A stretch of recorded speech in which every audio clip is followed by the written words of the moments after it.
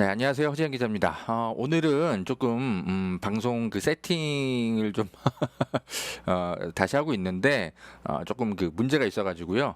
오늘은 카페 화면은 못 띄울 것 같고 그냥 뉴스 화면만 좀 띄워드리면서 급하게 여러분들이 좀 궁금해하실 만한 내용들을 가지고 오늘은 방송을 좀 일단 진행을 하겠습니다.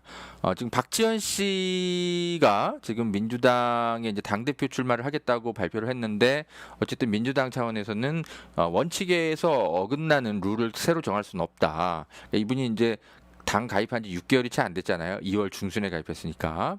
그래서 이거를 이제 본인만을 위해서 좀 바꿔달라고 했는데 거부 당하자 이제 여러 가지 지금 폭로를 갑자기 하고 있어요. 박지원 씨가 특히 이재명 의원 관련해서도 그렇고 그런데 이런 것들에 대한 좀 사실관계 여부들 여러분 궁금해하실 것 같고 그리고 또 민주당 그 당대표 선거와 관련해서 지금 전당대회 룰이 이제 발표가 됐죠.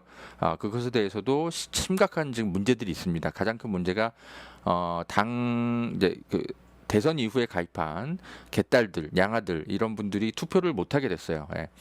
이런 것들이 왜 문제가 있는지 관련해서 역시 허재현 기자가 좀 분석을 좀 해드리도록 하겠습니다. 허재현 기자의 방송을 이제 많이 아껴주시고 참 많이들 봐주시는데 그 허재현 기자가 구체적으로 어떤 취재를 해왔는지 의외로 다들 까먹고 모르시더라고. 예, 그래서 오늘은 이거 하나만 좀 말씀을 드릴게요. 자, 조현오 전 경찰청장 아시죠? 이명박 정부 때 쌍용자동차 해고 노동자들 무자비하게 탄압하고 그 공을 인정받아서 서울경찰청장과 경찰청장까지 역임했던 조현오 씨. 조현오 씨가 저 때문에 감옥 갔던 거 여러분 모르셨죠? 잘. 네, 이분이 이명박 정부 때 그 경찰 인력을 투입해가지고 댓글 여론 조작 사건을 일으켰었어요. 그걸 제가 이제 한겨레 그만두기 바로 직전에 기사를 써서 터트리고 이거 이제 밝혀내고 저는 이제 조금 이제 안타깝게도 한겨레를 이제 바로 이제 나오게 됐는데 그거에 이제 최종 결과물이 나왔습니다. 조현우 씨가 본인은 억울하다 이렇게 이제 주장을 해왔는데 대법원에서 징역 1년 6개월 확정 판결을 받았다는 소식이 있네요. 제 개인적으로는 굉장히 뿌듯한 결자 해지, 사필 규정 이런 순간이네요. 제가 한겨레에 있을 때 이제 2018년 3월 달에 이거 썼던 기사예요. 이제 국정원이 여론 조작 사건 그죠? 이건 아실 거고 경찰도 2012년 총선 대선을 앞두고 댓글 공작 사건을 벌였던 것이 뒤늦게 확인이 돼가지고 제가 이때 경찰청 출입했던 기자였거든요. 그래서 내부 이제 하영 기자랑 같이 제보를 받아가지고 이거를 이제 밝혀내가지고 당시에 이거를 크게 터뜨렸었죠. 그래서 경찰은 처음에는 아니라고 발뺌을 하다가 이런 이제 저희가 추가 증거들을 내놓고 하면서 결국은 조현오의 실체를 밝혀냈죠. 그래서 이게 이제 문재인 정부였기에 사실 좀 가능했던 취재였어요. 문재인 정부가 이제 경찰 개혁을 열심히 추진하던 당시였기 때문에 경찰 수뇌부가 이제 다 좋은 사람들로 좀 바뀌었거든요. 민주 경찰들로. 그래서 이제 조현오의 이제 패거리들이 저희의 취재를 더 이상 방해할 수가 없는 상황이 된 거죠. 문재인 정부의 어떻게 보면 참 경찰 개혁의 이제 조력자였던 거죠. 저희 기자들 입장에서는. 그래서 경찰들도 이 사건을 이제 문재인 정부의 경찰은 이 당시에 이 사건 2012년도 사건이지만 어쨌든 이런 일이 벌어졌던 것에 대해서 경찰 내부에서도 충격이 굉장히 컸고 그래서 저희 한겨레 취재에 적극 협조를 좀 해줬습니다. 그래서 내부의 어떤 이 협조도 좀 받고 해가지고 당시에 이 사건을 제가 이제 하호영 기자랑 함께 크게 보도를 했었고 조현오를 결국 감옥에 보냈다. 그래서 징역 1년 6개월을 이분이 살았어요. 살았고 이제 대법원에서 이제 이분은 이제 계속 이제 항고까지 하고 그랬는데 억울하다 이랬는데 대법원에서 조현오 너 죄를 인정해라 이렇게 해서 1년 6개월이 확정이 됐습니다. 제가 그러니까 뭐 지금도 뭐 여러 가지 열린공간 TV랑 좋은 기사 많이 쓰고 좋은 취재 많이 하지만 아무튼 제가 이제 한겨레에서 마지막으로 썼던 이제 기사가 이제 사필 규정 이제 좋은 성과를 냈다. 그래서 여러분들께 보고를 드리고, 네. 앞으로도 열심히 일을 하겠다. 네, 이렇게 또 여러분 앞에 또 약속을 좀 하겠습니다. 네. 제가 이렇게 일일이 좀 설명을 드리지 않으면 사실 누가 알아. 예, 사실 뭐 허재영 기자 열심히 일하겠거니 다들 그냥 그 정도로 생각하고 마시지. 구체적으로 제가 어떤 기사들을 썼고 어떤 사람들이 감옥 갔고 어떤 사람들에 대한 최종적으로 이렇게 됐고 이런 것들을 뭐 하나하나 여러분들이 체크하시지는 않잖아요. 그래서 저도 뭐 이런 것들을 뭐 자랑하듯이 뭐 굳이 뭐 얘기하는 스타일도 아니고. 근데 지금은 자기 PR을 하지 않으면 안 되는 시대가 된 것 같아요. 그리고 제가 또 독립매체 기자가 됐잖아요. 그러니까 제 스스로 이야기를 하지 않으면 다들 잘 모르시더라고. 그래서 조금은 낯부끄럽지만 여러분들께 이런 보고를 드리고 그리고 조현호가 최종적으로 이런 판결을 받아서 끝내 경찰 댓글 여론조작 사건이 밝혀졌다. 이런 것들은 또 우리가 또 우리 시민사회가 함께 또 알아야 될 내용이기도 하니까 방송 시작 전에 말씀을 좀 드렸습니다. 자, 본격적으로 진행하도록 하겠습니다. 여러분, 보험 어떻게들 가입하셨나요? 보통 아는 분들 통해서 묻지마 가입 많이들 하시죠? 저도 그렇습니다. 그러다 보니까 내게 꼭 필요한 보장들은 포함됐는지, 지금 내가 내는 보험료는 적당한지 모르는 경우가 태반이죠. 이런 분들을 위해 전문 보험 클리닉 업체 더 착한 보험 클리닉을 소개해 드립니다. 허재현 기자를 후원하시는 분들이 모여 있는 곳이니까 객관적이고 착한 상담해주는 업체 같아요. 상담 받으실 때 허재현 기자 방송 보고 연락합니다 하고 말해보세요. 업체에는 제가 말해놓겠습니다. 이 광고는 허재현 TV 유튜브 방송 수익 구조 개선을 위해 마련되었습니다. 고맙습니다.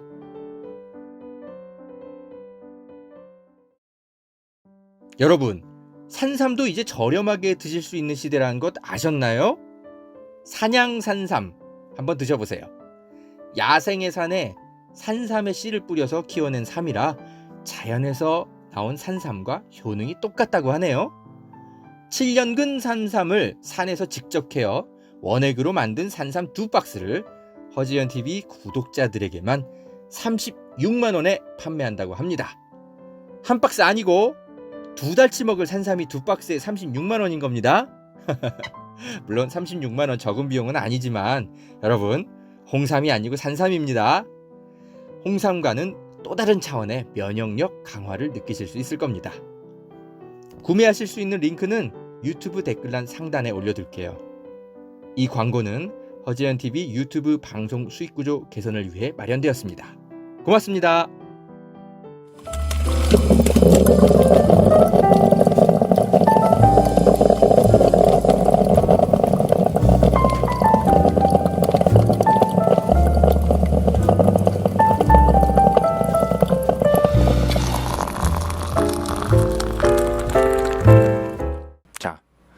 오늘 박지현 씨 이야기에 좀 더 집중을 좀 하려고 하는데요. 박지현 씨가 이제 당대표 이제 선거에 이제 나서려고 했다가 어쨌든 지금 사실상 어려워 보이죠. 일단 민주당 비대위가 6개월 당 가입한 지 6개월밖에 안 되는데 무슨 피선거권이 있다라는 거냐. 안 된다. 당신만을 위해서 룰을 바꿀 수는 없다. 이제 이렇게 얘기하니까 박지현 씨가 뭐가 두렵냐 이러면서 공개 반발 뭐 어쩌고저쩌고 뭐 이렇게 하고 있죠. 일단 좀 화가 나시겠지만 제가 일단 좀 읽어드리면서 박지현 씨의 논리가 뭐가 문제인지를 여러분과 함께 좀 따져보도록 하겠습니다. 당원 당규상 당직이나 공직자 피선거권을 가지려면 피선거권이라는 건 이제 출마 권한입니다. 6개월 이전에 입당해서 당비를 납부하는 권리당원이어야 하는데 지난 2월 15일쯤에 입당했더라고요. 네, 입당했기 때문에 이 기준을 충족하지 못한 상태다. 네. 그렇죠. 이게 너무 당연한 거죠. 그러면서 이제 김동연 지사는 근데 그러면 어떻게 경기지사 후보로 나섰냐? 이거는 근데 이제 본인이 이제 김동연 지사급이라고 이야기를 하고 싶은 것 같아요. 근데 김동연 지사는 이분은 이제 어떤 당을 그 당시에 무슨 당 이름 까먹었네. 무슨 당이 있었잖아요. 그 당을 이제 흡수 통합을 하면서 이제 경기지사 후보로 이제 나오게 된 거죠. 예, 그렇기 때문에 그리고 김동연 지사는 그 이전에 이제 정치 경력이 일단 공무원 행정가로서의 경력이 어마어마한 경력들이 있었잖아요. 그렇기 때문에 단순 비교할 수는 없죠. 일종의 좀 예외적으로 이분도 물론 김동연 지사도 피선거권을 갖게 된 것이긴 하지만 박지원 씨랑은 뭐 정치적 존재감도 그렇고 과거의 행동들 그죠? 예, 뭐 이런 것들과는 너무 다른 거죠. 박지원 씨가 무슨 정당을 이끌어본 뭐 본인의 뭐 그런 게 있습니까? 예? 그 비대위는 본인이 선출직이 해서 뭐 이렇게 나왔던 것도 아니잖아요. 예? 그러니까 김동연 지사는 되는데 왜 나는 안 되냐? 뭐 이런 식의 얘기를 하는 거는 이거는 말이 안 되는 거죠. 그죠? 예. 그러면서 갑자기 음모론을 들고 나와. 내가 출마가 불어된 게 이게 이재명 뜻인 것 같다. 예. 이거 취재하신 겁니까? 박지현 씨. 자, 여러분. 저는 이거 취재를 했어요. 제가 민주당의 최고위급 정치인들과 제법 인맥들이 좀 있습니다. 그러니까 뭐 제가 잘났다라기보단 여러분이 지난 총선 때 너무 투표를 잘해주신 덕분에 제가 한겨레 시절부터 맺어왔던 그 당시는 거물 정치인이 아니긴 했지만 어쨌든 이제 세월이 많이 흘렀으니까 그분들이 지금 거물 정치인이 되어 있죠. 근데 여러분이 또 투표를 또 되게 잘하신 덕분에 저와 그냥 개인적으로 그냥 친한 사람들이 민주당의 의원들이 많이 됐어요. 예, 너무 감사하게도. 그래서 제가 민주당에 이제 맘만 먹으면 금방금방 취재가 돼요. 지금은 그래요. 예. 다음 이제 국회에서는 어떨지 모르지. 근데 아무튼 지금은 제가 그게 됩니다. 되는데 다만 제가 정치기권은 제가 취재를 별로 하고 싶어하는 성격이 아니에요. 정치인들하고 별로 친하게 지내고 싶지도 않고 정치인들을 제가 감시해야 되는 게 기자의 사명이지. 정치인들하고 일단 친하게 지내기 시작하면 일단 폴리 저널리스트의 길을 걷기 쉬워요. 저는 그런 거 딱 싫어하거든요. 정치인들 일단 거짓말하는 게 너무 민주당이건 국민의힘이건 다 똑같습니다, 여러분. 일단 본인들 유리한 것만 홍보하고 싶어하지. 전 그런 거 딱 싫어하거든요. 정치인들한테 감시하는 게 이제 저의 기본적인 어떤 저널리스트의 사명이라고 생각하기 때문에 저와 친한 민주당 정치인은 많아도 제가 연락하는 일은 별로 없다. 근데 요즘 같은 때에는 하도 그 민주당 내부에서조차도 이 수박들이 하도 그 내부 총질을 많이 하고 음해를 많이 하고 그래서 이 흑색 선전들을 좀 바로잡기 위해서 요즘은 제가 민주당의 이제 제 인맥들을 활용해서 좀 취재를 좀 하고 있는 편이에요. 일단 그렇게 설명을 드리고 박지원 씨가 이게 뭐 본인의 출마가 이재명 때문이다. 이재명의 뜻이 전달된 것 같다라고 이야기를 하는데 이거 전혀 사실이 아닙니다. 제가 확인한 바로는 전혀 사실이 아니에요. 이 이재명 의원의 그런 메시지가 전달되는 통로가 있지도 않고요. 해서도 안 되는 짓이고 민주당의 지금 비대위원들이 여럿 있잖아요. 그죠? 뭐 하여튼 복수의 경로를 통해서 확인을 했습니다. 이재명 의원이 어떤 식으로도 영향력을 행사한 게 맞느냐. 전혀 사실이 아니라고 일단 저는 취재가 되고 있고요. 박지원 씨는 이런 입장을 밝혔다면 어떻게 이걸 취재해서 확인해가지고 의혹 제기를 하는 것인지 밝히셔야 됩니다. 그게 당대표가 되겠다고 나선 청년 정치인의 올바른 태도죠. 그죠? 그리고 본인 기자가 꿈이었잖아요. 기자라면 항상 크로스 체크 취재를 할 때 뭘 발표하기 전에 크로스 체크가 완료가 돼야 됩니다. 완료가 돼야 되는데 설사 깔끔하게 취재가 안 되더라도 이렇게 충분히 의혹 제기할 만한 근거가 있으셨다면 그거를 대중에게 공개하시는 게 언론인의 기본적인 태도예요. 저는 설명을 분명히 드렸습니다. 민주당의 비대위원을 포함하여 복수의 경로로 확인했습니다. 확인을 했고 이름만 대면 알만한 민주당의 최고위급 정치인들을 상대로 확인을 한 거예요. 자, 박지원 전 비대위원장님도 이런 의혹 제기를 한 이상 정확하게 근거를 밝히셔야 돼요. 아시겠죠? 일단 이재명 의원은 어떤 개입도 하지 않았다. 이 결정에 있어서. 그리고 일단 저는 그렇게 취재가 됐고요. 그리고 만약에 이재명 의원이 정말 개입을 할 정도의 영향력이 있다면 전당대회 룰을, 그러면 좀 이따 제가 설명드리겠지만 이 개딸들 양아들 이 대선 이후에 그죠? 가입한 많은 당원들 있잖아요. 신규 당원들 어떻게든 투표권 주려고 하지 않았을까요? 근데 이거 다 날라갔어요, 박지원 씨. 예. 이재명 의원이 정말 비대위에 영향력을 행사하고 있는 게 객관적으로 그게 가능한 상황입니까? 예?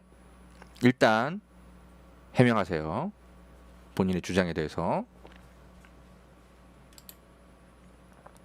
그리고 또 하나, 이재명 의원이 최광욱 의원권 발언을 막았다. 뭐 이렇게 CBS 라디오 김현정의 뉴스쇼에 출연해가지고 이렇게 입장을 또 밝혔네요. 그래가지고 이것도 지금 파문이 일고 있죠.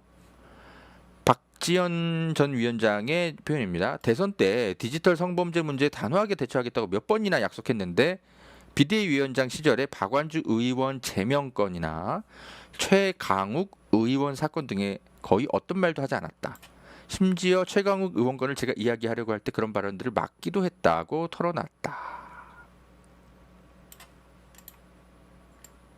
깜짝 놀랐죠, 저도. 이 얘기를 듣고. 내가 알던 이재명 의원이 아닌가? 그래서 역시 아까 전에 이제 제가 말씀드렸던 그 취재 경로를 통해서 역시 또 이 발언의 진위 여부를 확인을 해봤습니다. 일단 이재명 의원의 이제 최측근들이 좀 있어요. 저는 이제 그분들이 접촉이 됩니다. 그분들은 자기들이 확인해봤지만 사실이 아니다. 말도 안 되는 이야기이고, 다만 이런 거 정도는 인정을 하더라고요. 그러니까 이거는 이재명 의원 본인만이 아는 거죠. 박지원 전 위원장과의 둘 사이만의 이야기죠. 그래서 이재명 의원이 직접 밝히지 않는 한 정확한 팩트 확인은 불가능해요. 근데 제가 취재한 바에 따르면 이 정도는 확인이 됩니다. 뭐냐면 어떤 식으로든 최광욱 의원건에 대해서 지금 선거를 바로 앞두고 자꾸 거론하는 것이 선거에 도움이 되는 것이 맞느냐라는 것에 대한 비판적인 토론은 오고 갔을 수 있다. 이재명 의원과 박지원 씨 사이에. 다만 최강욱 의원건을 가볍게 여긴다거나 이걸 뭐 조사하는 것 자체가 문제가 있다라거나 그렇게 이재명 의원이 주장한 적도 없고 그거는 당의 철학과 맞지도 않는다. 그렇게 설명을 저는 들었어요. 그래서 그리고 제가 이제 일반 국민 입장에서 봤을 때도 그렇고 민주당의 애정을 가지고 있는 뭐 시민의 입장에서 봐서도 그렇고 선거를 코앞에 두고 최광욱 의원건을 자꾸 거론하는 것이 선거 전략상 그것이 그죠? 옳은가요? 박지원 씨는 옳았다고 생각할 수 있겠죠. 왜냐하면 쇄신하는 모습을 보여준다고 이분은 생각했으니까. 근데 이제 쇄신하는 건 좋은데 전략적으로 해야 된다는 거죠. 전략적으로. 최강욱 의원건을 조사하지 말라는 게 아니라 이거 뭐 지금 당장 뭐 선거 코앞에 앞두고 발표 안 하면은 큰일 날 사안도 아니니까. 왜냐면 뭐 직접 피해자가 있는 건 사건도 아니잖아요. 그 사건은. 그래서 선거 끝나고 얼마든지 얘기해도 되는 거잖아요. 국민의힘 지금 보세요. 이준석의 그 성비위 사건, 선거 앞두고 터졌지만 선거 끝날 때까지 계속 조용히만 있잖아요. 그러고 나서 선거 끝나고 나서 대통령 정권 교체하고 나서 진상조사하고 지금 와서 이제 당이 난리가 난 거 아니에요. 참 꼴불견이긴 한데 그게 정치 전략상 그게 맞는 거죠.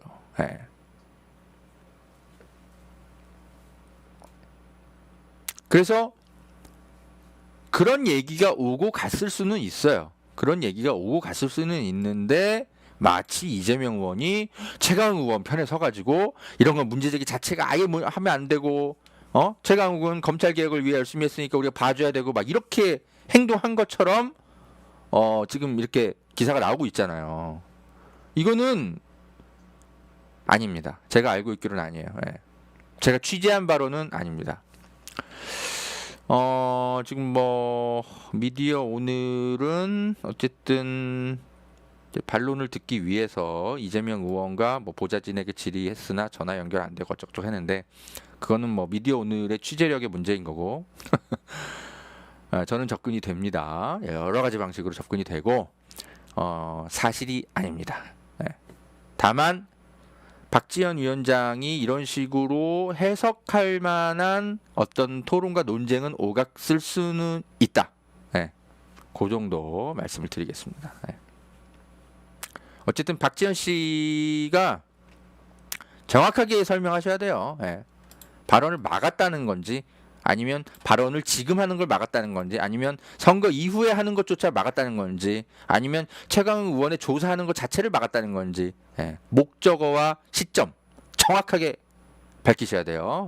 이런 식으로 두루뭉술 이런 거 잘하는 게 늘 이준석이었는데 뭔가 팩트를 절반의 사실만 흘리거나 뭐 동문서답하거나 그렇게 해갖고 막 이렇게 물타기 발언을 해. 그렇게 해서 여론을 막 돌려. 이게 이준석의 아주 지능적인 아주 못돼 먹은 어떤 정치 행동인데 박지원도 지금 그러고 있는 것 같네요.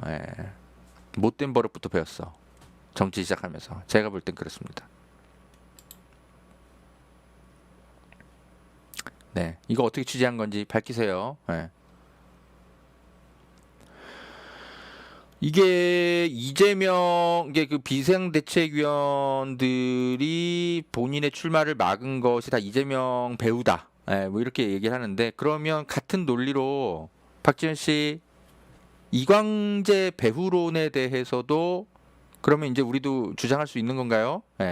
이광재 배후론 저희가 이제 딱 그 기자들이 특히 이제 장윤진 기자랑 허재현 저랑 그리고 이제 시사평론가 이동영 씨 위주로 문제 제기를 했는데 이분이 언론에 이제 밝힌 거는 딱 그거예요. 이광재 배우로는 가짜다. 개파 싸움처럼 몰고 가려는 가짜 뉴스고 그리고 또 뭐라고 했죠? 청년이라고 해서 뭐 기성 정치권의 뭐 지시를 받는 것처럼 그렇게 몰고 가는 건 꼰대 사고 방식이다. 이러고 끝이야. 어떤 해명도 안 해요. 근데 저희들의 질문은 그거보다 훨씬 복잡했죠. 뭐라고 저희 기자들이 이야기를 했습니까? 제가 오늘 이제 내용을 이제 좀 페이스북에 썼는데 민주당 비대위원장 임명은 정확하게 누구의 입김이었는지, 박지원 아버지 박원일 씨의 건설업체와 그리고 민주당 출신 원주 시장들과의 관계들 있잖아요. 그런 것들에 대한 의혹들 그리고 박원일 씨는 왜 하필이면 이광재 정치 인맥들과 그렇게 친분들이 두터웠는지 사진은 다 나와요. 그다음 박지원은 아버지와 친한 원주 기반의 정치인들이 있어요. 왜 그분들의 지방선거만 이번에 유독 나서서 도왔는지. 다섯 번째, 박지원 씨가 평창올림픽 미디어센터 경쟁률이 높거든요. 한 1만 6천 명 자원봉사자 중에 여기 갈 수 있는 사람 몇 명 없어요. 어떻게 이 평창 미디어 평창 미디어 센터에서 올림픽 자원봉사 할 수 있었는지 이게 이제 스펙 쌓기에 도움이 되거든요, 여기가. 그리고 그것이 끝난 이후에도 어떻게 귀빈석에 초대받을 수 있었는지. 그것과 박원일 씨 아버지 회사가 평창 올림픽에 알파인 스키장 건설하고 뭐하고 이런 것들과 관련해서 어떤 연관성 여부, 아빠 찬스 의혹. 질문만 한 5개가 넘어요. 이걸 그냥 다 뭉뚱그려서 저희가 이광재 배우론 이렇게 얘기한 적이 없다고요. 근데 이런 구체적인 해명은 없고 그냥 뭐 이광재 배우론 말도 안 돼. 뭐 이러고 계세요. 구체적으로 질문했으니까 구체적으로 답변 좀 하세요. 예전에 이제 이준석 대표도 꼭 이런 식으로 구체적으로 답변하지 않고 어물쩍 넘어갔었죠. 그 성접대 의혹 지금 있잖아요. 그것도 처음에 이제 가세현이 문제 제기했을 때 가세연의 그 보도는 굉장히 그 당시 디테일했어요. 그래서 제가 확인을 해보았는데 굉장히 근거들도 많고. 근데 그분이 이준석 대표가 처음에 이제 했던 얘기가 검찰에서 조사했는데 다 무혐의로 끝났다. 그러고 다른 해명이 없어. 그런데 그러면 다른 그 추가 질문을 하게 되는 거죠. 그렇다면 성접대는 아니었다 하더라도 그냥 일반 접대는 있었다라는 거냐? 아이카이스트 대표랑 알고 지냈다는 거냐? 아예 모르는 사람이라는 거냐? 그리고 그 대전의 그 호텔에서 잠은 잔 거냐? 잠은 잤는데 혼자 잤느냐? 아니면 정말 여자랑 잤느냐? 예? 예. 그리고 서울에 와서도 또 아이카이스트 대표를 또 접대를 받은 게 맞느냐? 여러 가지 질문들이 막 되게 한꺼번에 쌓여 있다고. 왜냐면 그 카톡 기록 같은 거 아이카이스트 대표랑 이준석 대표랑 뭐 이렇게 이제 주고받은 뭐 기록 같은 것들 다 공개했거든 그 당시에. 그러니까 질문은 굉장히 디테일하고 구체적인데 당시 이준석 씨는 그냥 검찰에서 조사했는데 다 무혐의로 끝났어요 이러고 끝. 근데 여러분 이제 다 아시겠지만 이준석의 그 사건이 그렇게 간단하지 않잖아요. 마찬가지입니다.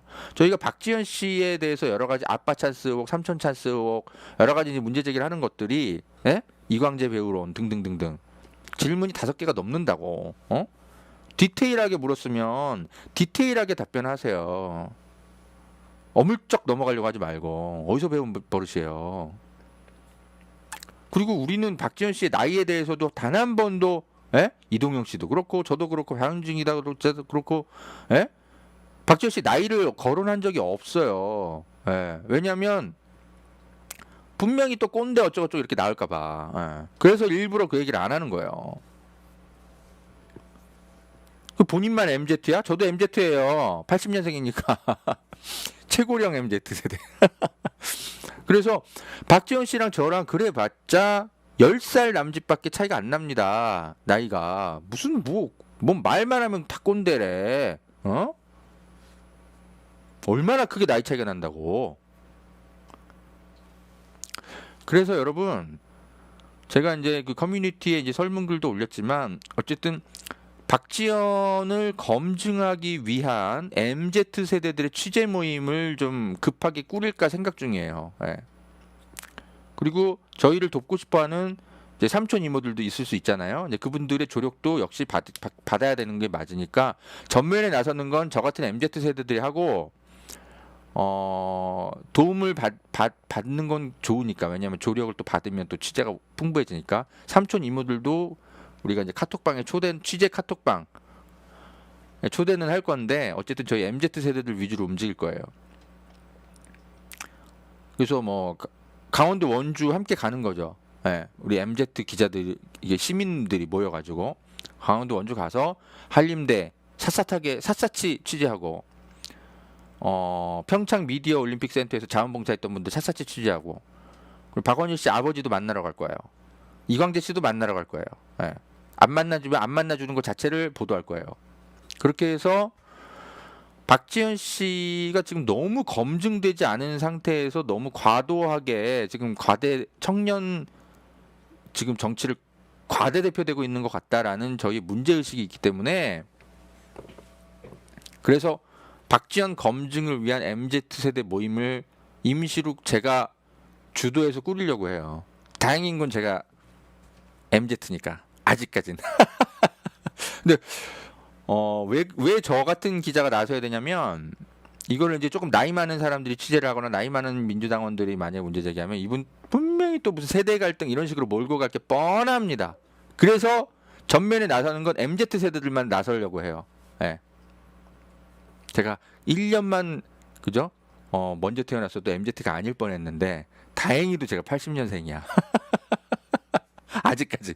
그래서 내년에는 제가 차마 저가 MZ 세대라고 말은 하기는 어려울 것 같아요. 근데 어쨌든 올해까지는 제가 가능한 것 같은데 그래요. 그래서 저희 같은 이제 좀 젊은 이제 민주당을 아끼는 MZ 세대들이 좀 모여가지고 한 4-5명이면 전 충분할 것 같거든요. 취재. 그리고 장윤진 기자도 좀 포함시키고 해가지고 저희가 직접 취재해서 만약에 이제 박지원 씨가 전당대회에 자꾸 나타나거나 그러면 거기서 이제 저희가 유인물 같은 걸 배포하려고요. 박지원에 대해서 검증한 내용들. 그래서 검증된 내용을 갖고 대의원들 투표하세요. 예, 다 나눠주려고. 박지원 씨가 안 만나주면 거기 가서 이제 민주적 방식으로 할 수 있는 최대한의 선거 이제 피켓 이제 시위도 좀 하고 그런 방식으로 MZ들이 나서가지고요. 예. 개딸 양아들 커뮤니티가 있지 않을까요? 예, 거기다 가서 이제 제가 좀 글도 좀 남기고 해서 좀 참여자를 좀 찾으려고요. 예. 네, 제가 굉장히 중견 기자로 여러분 아셨겠지만, 네, 뭐 연차가 뭐 적지 않은 기자이지만 그래도 생각보다 나이는 어리다, 네, 여러분, 네, 알고 계시고요.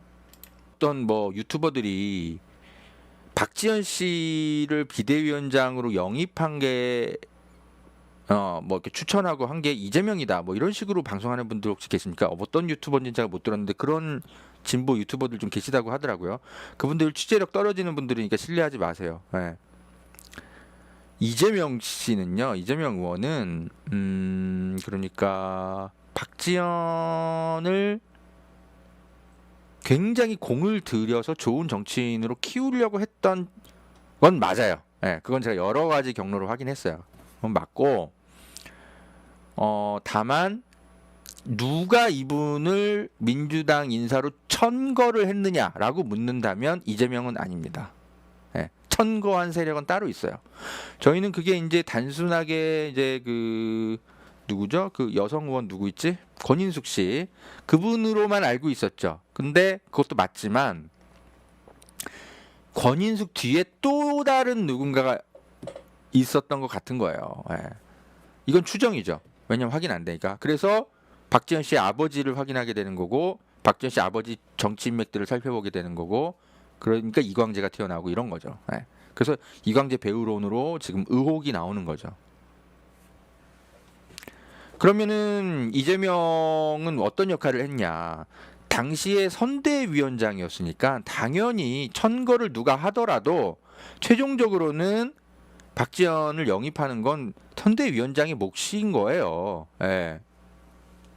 제 주변에 좀 청년 활동가들 이재명 전화 받은 사람 많아요. 저한테도 막 다 귀에 들어온다고. 이재명이 자기 좀 도와달라고 연락이 왔다. 선거 대통령 선거 때. 그래서 제가 저한테 이제 자문을 하는 거예요. 이재명 진짜 어떤 사람이냐. 그러니까 제가 알고 있는 대로 다 설명해 주죠.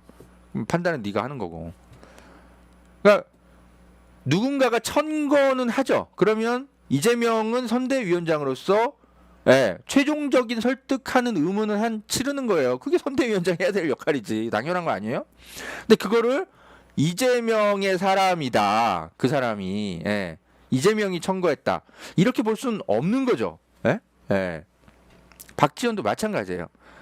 누가 천거했는지에 대해서는 어쨌든 드러난 거는 권인숙 의원 한 명 정도지만 그 뒤에 배후 세력이 따로 있고 이재명 계열은 절대 아니다.